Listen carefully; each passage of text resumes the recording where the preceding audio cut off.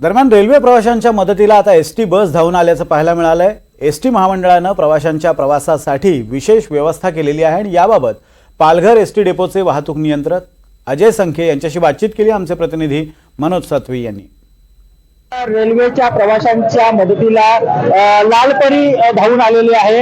आपल्यासोबत एसटी महामंडळाचे वाहतूक नियंत्रक आहेत। मालगाडी घसरल्यामुळे सर्व रेल्वे ठप्प झाली, त्यावेळी आमची लालपरी म्हणजे मुंबईला जाणारे, ठाणा, पुणा वगैरे जाणारे यांचा खोळंबा झाला। वसई, विरार, नालासोपारा मुंबईकडे जाणारे वर्ग आमच्याकडे आला, त्यामुळे आम्ही त्यांची सोय करून दिली आणि जसे प्रवासी वर्ग येतील त्याप्रमाणे आम्ही गाड्या भरून दिल्या आणि आम्ही गैरसोय केली नाही। आणि म्हणजे पुणा, ठाणाकडून जाणाऱ्या या बसेस या आम्ही जुना पालघर येथून सोडल्या। सफाळा, वसई, नालासोपारा या गाड्या आम्ही रेल्वे स्टेशनवरून सोडल्या। बस या प्रवाशांसाठी उपलब्ध करून दिलेल्या आहेत, त्यामुळे प्रवाशांकडून देखील समाधान व्यक्त केलेले जात आहे। एनडीटीव्ही मराठीसाठी मनोज सातवी, पालघर।